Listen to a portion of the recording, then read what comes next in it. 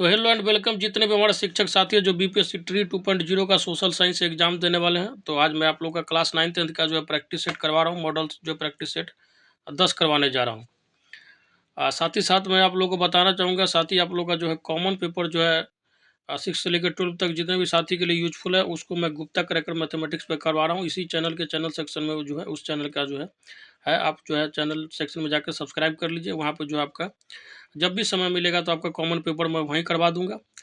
साथ ही साथ मैं ये कहना चाहूँगा कि जितने भी साथी हमसे जुड़े हुए हैं तो शेयर करें, और जो नहीं जुड़े हैं वो ज़रूर जुड़ जाए। चैनल को सब्सक्राइब कर लें, नोटिफिकेशन को ऑन कर लें, क्योंकि बहुत सारे साथी जो है सब्सक्राइब तो किए हुए हैं लेकिन नोटिफिकेशन ऑन नहीं किए हैं, और इसलिए उनको पता नहीं चलता और फिर बोलते हैं सर जो है हमको वीडियो कब डालते पता नहीं चलता। तो आप नोटिफिकेशन ऑन करके रखिए हमेशा। जब भी वीडियो आएगा तो आपको जो है जब भी वीडियो आएगा तो नोटिफिकेशन गिर जाएगा, आपको पता चल जाएगा। पहला क्वेश्चन चलिए स्टार्ट करते हैं। इतिहास का कार्य कि कांग्रेस के भीतर स्वराज पार्टी की स्थापना किसने की थी? तो बताइए इसका आंसर क्या हो जाएगा, जल्दी से बताइए आप लोग कमेंट बॉक्स में। तो इसका आंसर क्या हो जाएगा आपका जो CR दास और मोतीलाल नेहरू। ठीक है, ध्यान रखिएगा। और इसका स्थापना कब हुआ था? तो 1923 में हुआ था।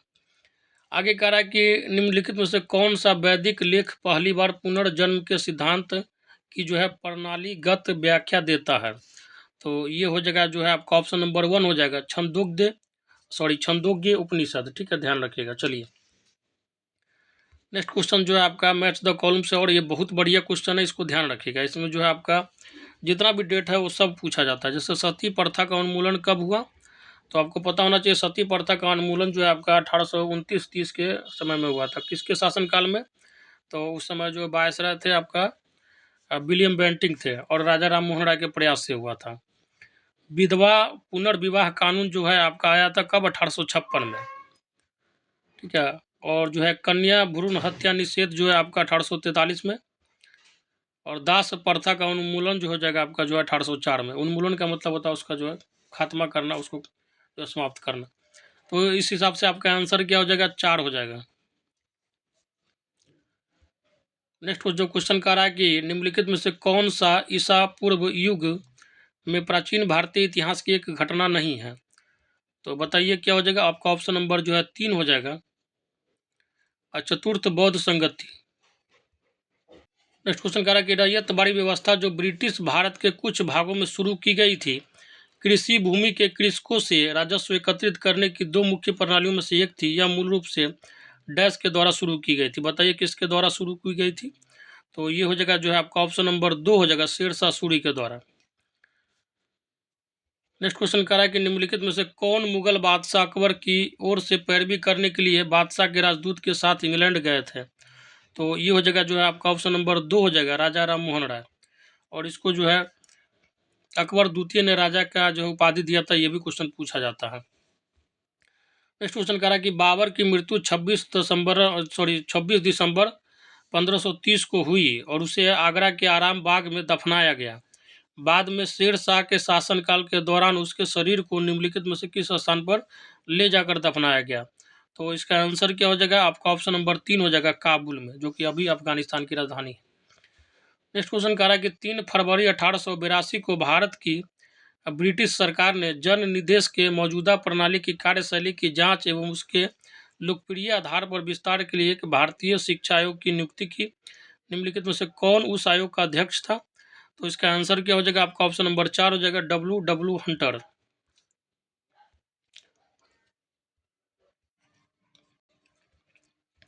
नेक्स्ट क्वेश्चन कह रहा है कि स्वराज भारत के राजनीतिक प्रयासों का लक्ष्य था। यह दादा भाई नौरोजी द्वारा डैश में घोषित किया गया था। तो इसका आंसर क्या हो जाएगा? आपका ऑप्शन नंबर 2 होगा, कलकत्ता सत्र 1906 में। नेक्स्ट क्वेश्चन कह रहा है कि फिरोज शाह तुगलक के शासनकाल में निम्नलिखित में से कौन सा कर युद्ध के दौरान प्राप्त लूट के माल का 1/6 था? तो ये हो जाएगा आपका जो ऑप्शन नंबर 2 हो जाएगा, खम्स।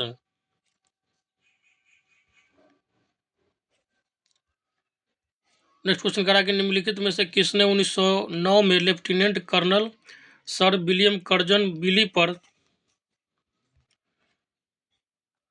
भारतीय स्वतंत्रता आंदोलन में क्रांति के प्रथम कार्य के रूप में आक्रमण किया? तो इसका आंसर क्या हो जाएगा? आपका ऑप्शन नंबर 1 हो जाएगा, मदन लाल ढींगरा।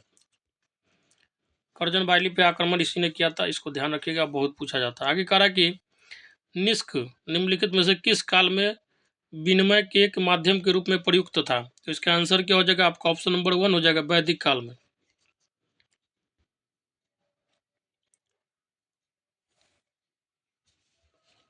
निष्क का मतलब आपको पता होना चाहिए, सोने के आभूषण को जो है निष्क बोलते थे, ठीक है। तो विनिमय के रूप में सोना का भी प्रयोग करते थे आभूषण का। गाय घोड़ा के साथ साथ जो है निष्क का भी प्रयोग होता था। तो ध्यान रखिएगा, वैदिक काल में जो है आपका जो है निष्क जो है, ठीक है, विनिमय के एक माध्यम के रूप में प्रयुक्त था। नेक्स्ट क्वेश्चन कह रहा है कि सी आर दास की मृत्यु के बाद स्वराज पार्टी का दलों में विभाजन हो गया था और प्रतिक्रियावादी दल ने डैश के द्वारा जो है के लिए कार्य किया। तो इसका आंसर क्या हो जाएगा आपका? ऑप्शन नंबर 1 हो जाएगा, ब्रिटिश सरकार के साथ सहयोग करके हिंदू हितों की रक्षा। नेक्स्ट क्वेश्चन कह रहा है कि निम्नलिखित में से कांग्रेस के 1916 के निम्नलिखित में से कांग्रेस के 1916 के किस सत्र में पृथक निर्वाचन क्षेत्र की स्वीकृति में कांग्रेस द्वारा मुस्लिम लीग को रियायत दी गई? तो 1916 में कहाँ पे अधिवेशन हुआ था? आपको पता होना चाहिए, लखनऊ अधिवेशन हुआ था। और इसमें जो है नरम दल और गरम दल जो है कांग्रेस और मुस्लिम दोनों जो है मिल गए थे। आगे कह रहा है कि निम्नलिखित में से दिल्ली सल्तनत के किस शासक ने स्वयं को सिकंदर ए सानी घोषित किया था?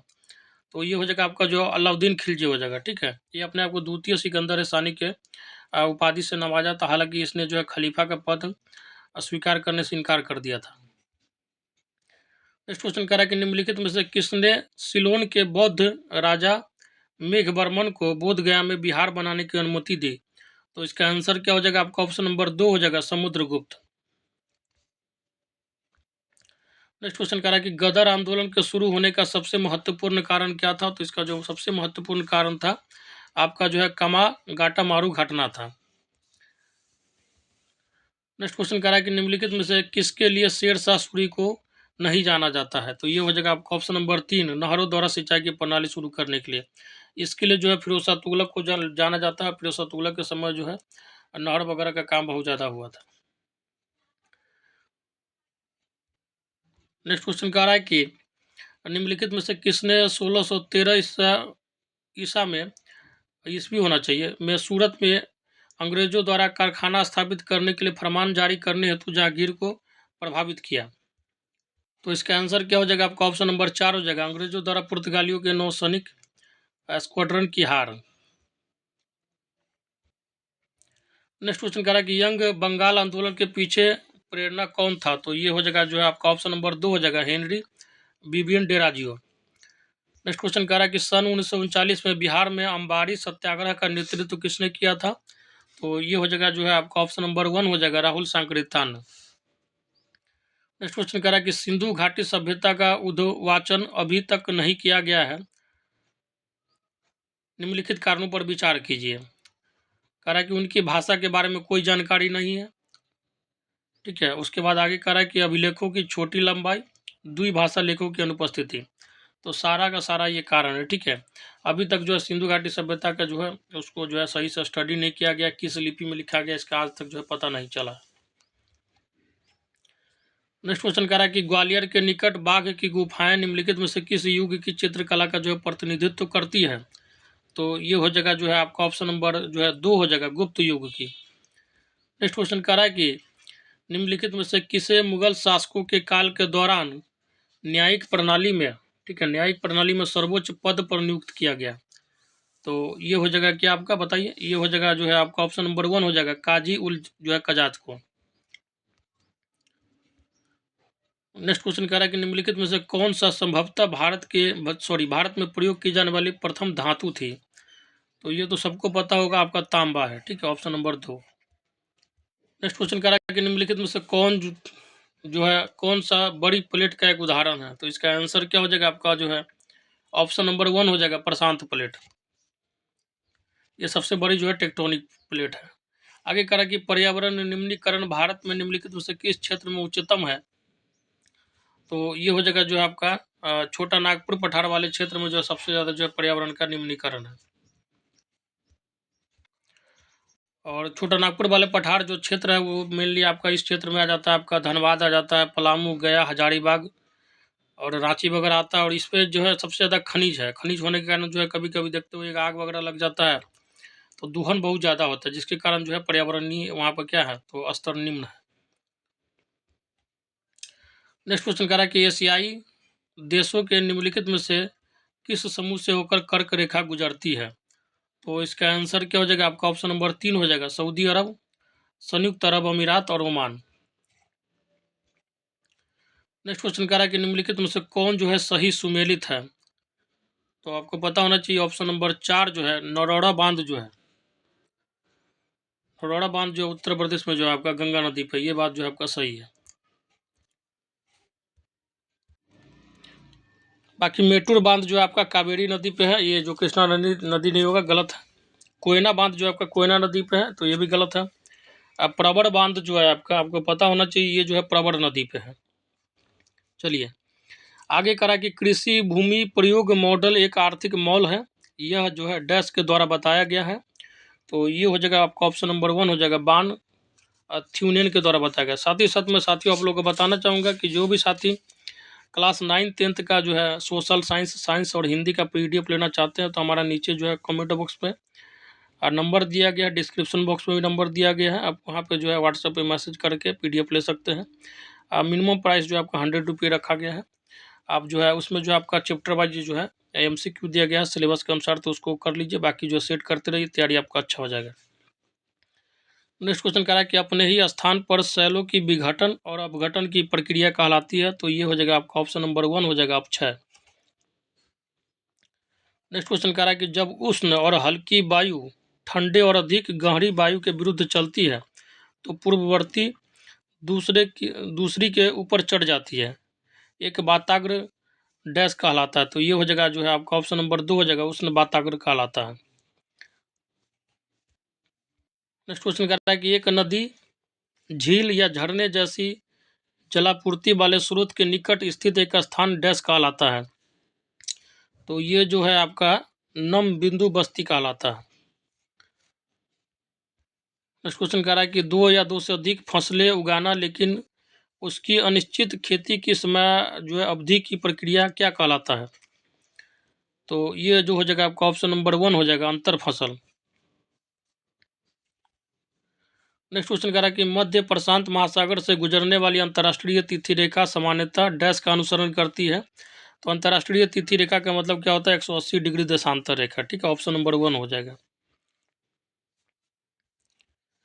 नेक्स्ट क्वेश्चन कह रहा है कि महासागरों और सागरों में पाई जाने वाली औसत लवणता कितनी होती है? तो एकदम रट जाइएगा, ये जो है आपका 35% होता है, ठीक है।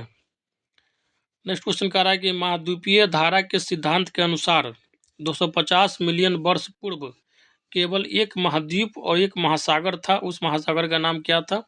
तो उसका जो नाम था आपको पता होना चाहिए, पैंथालासा था। नेक्स्ट क्वेश्चन कह रहा है कि शहरी और औद्योगिक केंद्रों में जब धुएं के साथ कोहरा मिल जाता है तो इसे एक डैश कहते हैं, तो ये हो जाएगा जो है आपका धूम कोहरा। नेक्स्ट क्वेश्चन कह रहा है कि पूर्वी और पश्चिमी घाट डैश पर मिलती है, तो ये जो होता है आपका जो है नीलगिरी पहाड़िया पे जो है आपका पूर्वी और पश्चिमी घाट मिलती है। नेक्स्ट क्वेश्चन कह रहा है कि निम्नलिखित में से किसे काली पृथ्वी मृदा कहते हैं? तो ये हो जाएगा जो है आपका ऑप्शन नंबर जो है 3 हो जाएगा, चिरोनोजम को। नेक्स्ट क्वेश्चन कह रहा है कि भारत में उच्चतम ज्वार क्षेत्र डैश के पास देखा जाता है, तो आपको पता होना चाहिए कहाँ पे? तो गुजरात तट पे, कच्छ और खंबात की खाड़ी में। आगे कह रहा है कि निम्नलिखित में से कौन से खनिज जो है बिहार में मिलते हैं? तो आपको पता होना चाहिए बिहार में कौन कौन सा खनिज मिलता है। तो आपका जो है पायराइट मिलता है रोहतास वाले एरिया में, और जो है फेल्सपार भी मिल जाता है, ठीक है, तो ऑप्शन नंबर 2 हो जाएगा सही। पेट्रोलियम और मैग्नीज नहीं मिलता। नेक्स्ट क्वेश्चन कह रहा है कि ध्रुवीय वाताग्र सिद्धांत डैश के द्वारा प्रतिपादित किया गया, तो इसका आंसर क्या हो जाएगा आपका? ऑप्शन नंबर 1 हो जाएगा, जो है बी जर्कनिस के द्वारा। नेक्स्ट क्वेश्चन कह रहा है कि फ्रांस के ऊपर आल्प्स से रोन घाटी से होकर भूमध्य सागर की ओर बहने वाली पवन डैश कहलाती है, तो ये हो जाएगा जो है आपका ऑप्शन नंबर 4 हो जाएगा, मिस्ट्रल। नेक्स्ट क्वेश्चन कह रहा है कि प्रवाल भित्तियाँ डैश की बनी होती है, तो प्रवाल भित्तियाँ जो है आपकी कोरल पॉलिप्स की बनी होती है, ऑप्शन नंबर 1 हो जाएगा। नेक्स्ट क्वेश्चन कह रहा है कि बिहार में पटसन उद्योगों की पट्टी स्थित है, कहाँ पे? तो इसका आंसर क्या होगा बताइए। तो इसका आंसर क्या हो जाएगा बताइए, आपका ऑप्शन नंबर 3 हो जाएगा। ठीक है, इसमें जो है आपका उत्तर पूर्वी बिहारी मैदान में भी है और इसके साथ साथ जो है मध्य दक्षिण बिहारी मैदान में भी जो है आपका पटसन उद्योग की पट्टी स्थित है। नेक्स्ट क्वेश्चन कह रहा है कि तापीय ऊर्जा परियोजना निम्नलिखित में से किस पर कोई प्रभाव नहीं डालता है? तो इसका आंसर हो जाएगा आपका ऑप्शन नंबर जो है 3 हो जाएगा, ध्वनि प्रदूषण पे। नेक्स्ट क्वेश्चन कह रहा है कि निम्नलिखित में से कौन सा भारत के पूर्वी तट में शीत ऋतु की वर्षा के लिए अधिक उत्तरदायी है? तो इसका आंसर क्या हो जाएगा आपका ऑप्शन नंबर 3 हो जाएगा, उत्तर पूर्वी मानसून। नेक्स्ट क्वेश्चन कह रहा है कि हीलियोसेंट्रिक सिद्धांत को डैश के द्वारा प्रतिपादित किया गया? तो इसका आंसर क्या हो जाएगा आपका ऑप्शन नंबर 1 हो जाएगा, कोपरनिकस के द्वारा। नेक्स्ट क्वेश्चन कह रहा है कि एक पारिस्थितिकी तंत्र में सकल प्राथमिक उत्पादन से हानियां घटाकर इंगित की जाती है? तो इसका आंसर हो जाएगा जो है आपका ऑप्शन नंबर 4, निबल प्राथमिक उत्पादन। नेक्स्ट पार्ट जो है आपका अर्थशास्त्र का कार्य कि बिहार के इतिहास में पहली बार राज्य का आर्थिक सर्वेक्षण किया गया? तो इसका आंसर क्या हो जाएगा आपका ऑप्शन नंबर 3 हो जाएगा, सुशील मोदी के द्वारा। नेक्स्ट क्वेश्चन कह रहा है कि मुद्रास्फीति तथा बेरोजगारी के बीच व्युत्क्रम संबंध कहलाता है। व्युत्क्रम का मतलब होता है उल्टा। तो ये हो जाएगा जो है आपका ऑप्शन नंबर 3 हो जाएगा, फिलिप्स वक्र में जो है आपका मुद्रास्फीति और बेरोजगारी का जो है उल्टा संबंध दिखाया गया। आगे कह रहा है कि यदि दो अर्थव्यवस्थाएं हैं जिनकी प्रति पूंजी आय जो है आपका $50,000 समान है, तो क्या हम यह कह सकते हैं कि? तो इसका आंसर क्या हो जाएगा आपका जो है किसी, जैसे दोनों देशों में आय वितरण समान होना चाहिए ऐसा कोई ज़रूरी नहीं है। किसी एक के पास आय का समान वितरण हो सकता है जबकि दूसरे में अमीर और गरीब के बीच जो है बड़ी असमानता हो सकती है। बिल्कुल सही बात है। तो इस हिसाब से आपका आंसर क्या निकल कर आ जाएगा, ऑप्शन नंबर 2 हो जाएगा, केवल 2। नेक्स्ट क्वेश्चन कह रहा है कि खुला बाजार परिचालन का लक्ष्य क्या है? तो आपको पता होना चाहिए, ये जो हो जाएगा आपका ऑप्शन नंबर 4 हो जाएगा, सरकार प्रतिभूतियों का क्रय और विक्रय। नेक्स्ट क्वेश्चन कह रहा है कि संपत्ति या सेवा प्रकारों को सार्वजनिक से निजी भागीदारी में स्थानांतरित करना कहलाता है?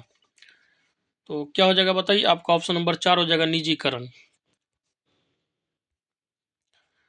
नेक्स्ट क्वेश्चन कह रहा है कि निम्नलिखित में से कौन सी स्थिति उस को दर्शाता है जहां एक व्यक्ति कार्यरत है लेकिन कुल उत्पादन में जोड़ने में योगदान नहीं देता है? तो इसका आंसर हो जाएगा आपका ऑप्शन नंबर 2, प्रच्छन्न बेरोजगारी। और ये जो बेरोजगारी अक्सर कृषि क्षेत्र में पाया जाता है। नेक्स्ट क्वेश्चन कह रहा है कि मुद्रा हेतु लेन देन मांग, सतर्कता मांग और जो है सटोरी मांग का कुल योग कहलाता है? तो ये हो जाएगा जो है ऑप्शन नंबर 4 हो जाएगा, मुद्रा हेतु तरलता वरीयता। नेक्स्ट क्वेश्चन कह रहा है कि विदेशी व्यापार में सरकार के हस्तक्षेप की नीतियां कहलाती है? तो ये हो जाएगा आपका ऑप्शन नंबर 3, स्वतंत्र व्यापार। नेक्स्ट क्वेश्चन कह रहा है कि आपका उत्पादन लागतों में वृद्धि द्वारा ऊपर की ओर धकेले गए मूल्य कहलाते हैं? तो इसका आंसर क्या हो जाएगा आपका ऑप्शन नंबर 2 हो जाएगा, लागत जन्य मुद्रास्फीति। नेक्स्ट क्वेश्चन कह रहा है कि बढ़ती जनसंख्या की बढ़ती मांग को पूरा करने के लिए कृषि उत्पादन बढ़ाने के लिए किए गए प्रयास को क्या कहा जाता है? तो इसको जो है कृषि विकास बोलते हैं। ठीक है, जनसंख्या अगर बढ़ रहा है तो खेती में उपज भी बढ़े, इसके लिए जो है कृषि विकास। आगे कह रहा है कि राजनीतिक शास्त्र कह रहा है कि गलत कथन का जो है चयन करें। ठीक है, तो गलत कथन जो इसमें से चुनना है। कह रहा है कि एक देश जो गणतंत्र नहीं है वह लोकतांत्रिक भी नहीं है, यही जो है आपका गलत है। देखिए, अगर आप ब्रिटेन की बात करते हैं जो है इंग्लैंड जो है आपका एक गणतंत्र देश नहीं है। ठीक है, और जो है वहाँ पे लोकतंत्र है लेकिन गणतंत्र नहीं है। ठीक है, जैसे गणतंत्र का मतलब और लोकतंत्र का मतलब समझ लीजिए। गणतांत्रिक राज्य वह होता है जिसमें जो है सत्ता नागरिकों के पास होती है। ठीक है, और लोकतंत्र में क्या होता है, तो जनता के द्वारा चुनाव होता है, चुनाव होता है जिसमें जो है जनता वोट देती है और प्रतिनिधि चुनती है। ब्रिटेन में जो है आपका जनता वोट तो देती है लेकिन वहाँ पे जो है आपका क्या होता है कि आपको जो है गणतंत्र नहीं है, क्योंकि जो है कार्यकारी शक्ति जो है सम्राट में निहित होती है। ठीक है, वहाँ सम्राट जो है मेन अभी भी माना गया है। ठीक है, तो इस हिसाब से जो है आप समझ सकते हैं कि जो कई ऐसे ब्रिटेन ही ऐसा देश है जिसमें क्या है, गणतंत्र नहीं है लेकिन क्या है, लोकतंत्र भी है। तो इस हिसाब से ये क्या कर रहा है कि गलत कथन को चयन करना है। तो एक देश जो गणतंत्र नहीं वह लोकतंत्र भी नहीं, ऐसा कोई मतलब जरूरी नहीं है। ठीक है, नेक्स्ट क्वेश्चन कह रहा है कि किसी राज्य का विधान परिषद किसी राज्य का विधान परिषद किसके द्वारा बनाई गई या समाप्त की जा सकती है। तो इसका आंसर क्या हो जाएगा बताइए। तो ये हो जाएगा आपका ऑप्शन नंबर 4 हो जाएगा, संबंधित विधानसभा की सिफारिश पर संसद में। आगे चलिए, नेक्स्ट क्वेश्चन कह रहा है कि निम्नलिखित में से कौन सी जो है फांसीवाद की एक विशेषता नहीं है। तो इसका आंसर क्या हो जाएगा आपका ऑप्शन नंबर 4 हो जाएगा, व्यक्तिवाद में जो है विश्वास। नेक्स्ट क्वेश्चन कह रहा है कि दोहरी नागरिकता की प्रणाली इन जैसे देशों में प्रचलित है। तो इसका आंसर क्या हो जाएगा आपका ऑप्शन नंबर 4 हो जाएगा, स्विट्जरलैंड और अमेरिका में। जैसे अमेरिका का कोई नागरिक है तो वो दूसरे देश का भी नागरिक उसी समय में रह सकता है। लेकिन भारत में एकल नागरिकता, अगर भारत का नागरिकता लिए हैं और किसी देश का नागरिकता आप ले लेते हैं तो ऑलरेडी आपका जो है भारत का नागरिकता कैंसिल हो जाएगा। नेक्स्ट क्वेश्चन कह रहा है कि भारतीय संविधान के अनुच्छेद 1 में भारत को क्या कहा गया। तो भारत को जो है आपका राज्यों का संघ कहा गया, ऑप्शन नंबर 1 हो जाएगा। नेक्स्ट क्वेश्चन कह रहा है कि एक ऐसे व्यक्ति को जिसे अवैध रूप से हिरासत में लिया गया है उसे मुक्त करने के लिए उचित न्यायिक निकाय द्वारा जारी किया गया लेख है। तो ये हो जाएगा जो है आपका बंदी प्रत्यक्षीकरण होगा। ठीक है, और इसका जो है प्रावधान आपका आर्टिकल 32 में किया गया है। 5 प्रकार के रीट होते हैं, उसमें एक बंदी प्रत्यक्षीकरण है। अगर आपको जो है कोई अचानक से न्यायालय में लेकर क्या कहते हैं पकड़ के ठूस देता है जेल में, तो आप जो है आपके पास ये अधिकार है कि आप कोर्ट जा सकते हैं। नेक्स्ट क्वेश्चन कह रहा है कि निम्नलिखित में से किस क्षेत्र में लोकसभा तथा राज्यसभा को जो है समान शक्तियां प्राप्त है। बताइए बताइए बताइए जल्दी से। तो ये हो जाएगा जो है आपका ऑप्शन नंबर 3 हो जाएगा, संवैधानिक संशोधन में जो है लोकसभा और राज्यसभा दोनों का जो है सेम ही रोल है। नेक्स्ट क्वेश्चन कह रहा है कि भारतीय संविधान के किस अनुच्छेद के तहत संसद राज्य सूची के किसी भी विषय पर कानून बना सकती है। तो ये हो जाएगा जो है ऑप्शन नंबर 4 हो जाएगा, आर्टिकल 249। नेक्स्ट क्वेश्चन कह रहा है कि वित्तीय आपातकाल के दौरान राष्ट्रपति कर सकते हैं क्या। तो आपको पता होना चाहिए न्यायाधीशों को छोड़कर सभी सिविल सेवकों के वेतन को कम, बिल्कुल सही बात है। न्यायाधीशों सहित सिविल सेवकों के वेतन को भी कम कर सकते हैं, ये भी हो सकता है। राज्य विधानसभा धन विधेयक पारित करने के अधिकार से वंचित हो जाती है, बिल्कुल उपयुक्त सभी हो जाएगा। नेक्स्ट क्वेश्चन कह रहा है कि निम्नलिखित में से कौन से 2 कथन जो है सत्य है। ठीक है, तो इसमें जो हो जाएगा आपका कह रहा है कि भारत एकात्मक राज्य नहीं, भारत जो है आपका क्या है। तो आपको भारत पता होना चाहिए क्या है भारत। तो भारत जो है आपका संघीय राज्य है, भारत जो है राज्यों का संघ है, भारत जो है राज्यों का संघ है। ठीक है, यूनियन ऑफ स्टेट बोला जाता है, संघीय राज्य नहीं, राज्यों का संघ है। आगे कह रहा है कि भारत संघीय राज्य एकात्मक संघीय है, तो ये भी आपका सही है। ठीक है, ऑप्शन नंबर 4 हो जाएगा, 3 और 4 सही है, तो आपका ऑप्शन नंबर 2 हो जाएगा।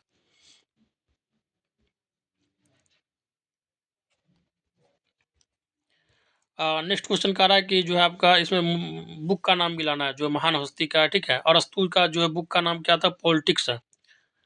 और ये बहुत पूछा जाता है, इसको जो VBA क्वेश्चन मार्क कर लीजिए। ठीक है, ये 4-5 क्वेश्चन का कलेक्शन है ये क्वेश्चन। प्लेटो का जो बुक का नाम है रिपब्लिक, कौटिल्य का अर्थशास्त्र,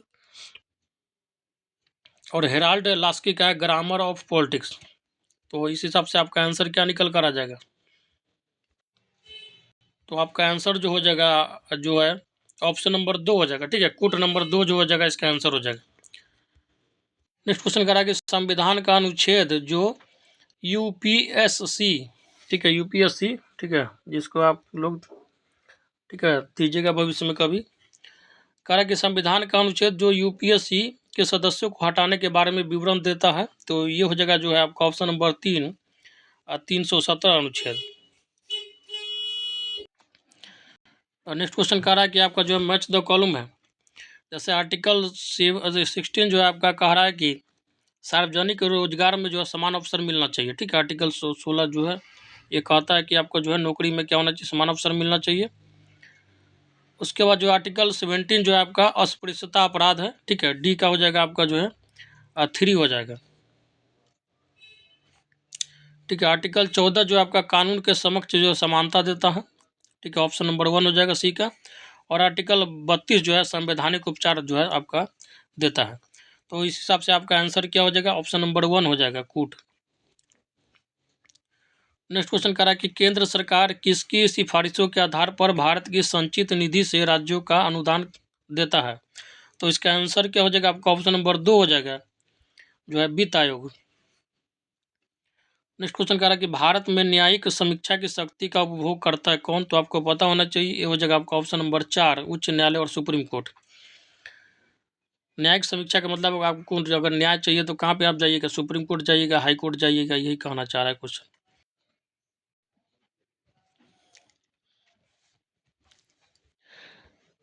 आर्टिकल जो 356 जो अनुच्छेद 356 है आपका राज्य आपातकाल से संबंधित है। ठीक है, राज्य में जब राष्ट्रपति शासन लगाना होता है तो आर्टिकल 356 का यूज होता है।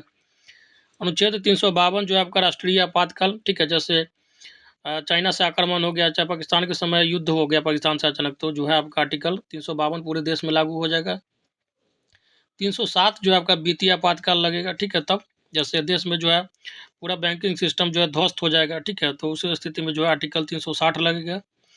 और 315 जो है आपका संघीय लोकसेवा आयोग के संबंध में लगेगा। और ये ध्यान रखना कि आर्टिकल 315 से लेके, ठीक है, और 323 तक जो है यूपीएससी के बारे में ही है। ठीक है, आर्टिकल ये आपका जैसे उसका यूपीएससी का अध्यक्ष का जो है नियुक्ति का प्रक्रिया, वेतन का, ये सब जो है आर्टिकल 315 से लेकर 23 तक इसका वर्णन है।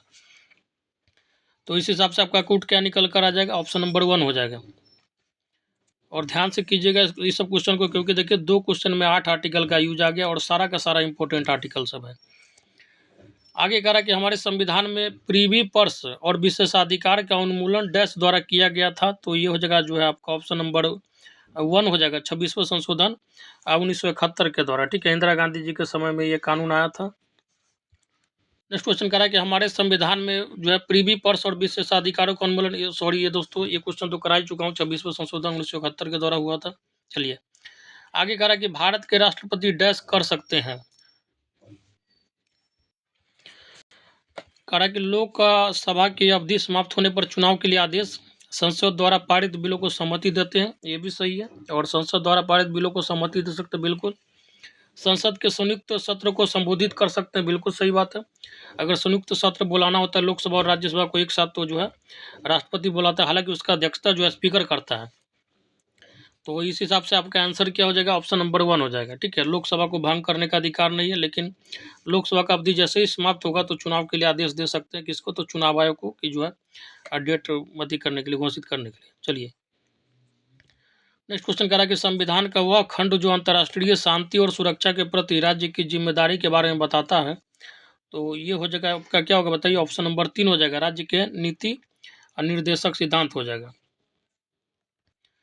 और जो है लास्ट क्वेश्चन है आज के सेट का, कह रहा है कि भारत के संविधान द्वारा निम्नलिखित में से कौन सी स्वतंत्रता मौलिक अधिकार नहीं है। तो इसका आंसर क्या हो जाएगा आपका, ऑप्शन नंबर 1 हो जाएगा, संपत्ति के स्वामित्व और अधिग्रहण की स्वतंत्रता जो है आपका, उसको 44वां संविधान संशोधन 1978 के द्वारा जो है हटा दिया गया अब मौलिक अधिकार से। ठीक है, संपत्ति के अधिकार को ध्यान रखिएगा। तो इस हिसाब से जो है आपका साथियों जो है प्रैक्टिस सेट नंबर जो है 10 खत्म होता है सोशल साइंस का, क्लास 9 10th का। और जिन भी साथियों को जो है आपका पीडीएफ लेना है, नीचे कमेंट बॉक्स में नंबर दिया गया है, हालांकि डिस्क्रिप्शन बॉक्स में भी होगा और चैनल के अबाउट सेक्शन में भी नंबर दिया गया।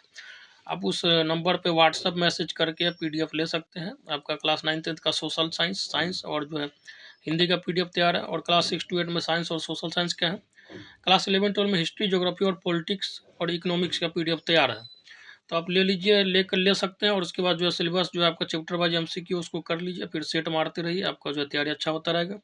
बाकी जो कॉमन पेपर आपका 40 नंबर का, उसका मैं गुप्ता क्रैकर मैथमेटिक्स है, मेरा ही चैनल है, उस पर करवा रहा हूँ। क्योंकि जो है कुछ दिन के बाद जब सारे साथियों का करवाना लगूंगा ये इस पर, 6 to 8 में 9 10 11 12 में, तो जो है समय का अभाव होने के कारण जो है उस पर मैं कॉमन पेपर करवाऊंगा 6 से लेकर 12 तक, जो सभी साथियों के लिए यूजफुल रहेगा। ठीक है साथी, तो उस चैनल को सब्सक्राइब कर ले। बाकी वहाँ पे एक जो सेट मैं डाल चुका हूँ कॉमन पेपर का, उसको जाके देखिए। और जो है ज़्यादा से ज़्यादा मेहनत कीजिए, क्योंकि समय का अभाव है। तो चलिए साथी, लेते हैं विदा। जय हिंद, जय भारत।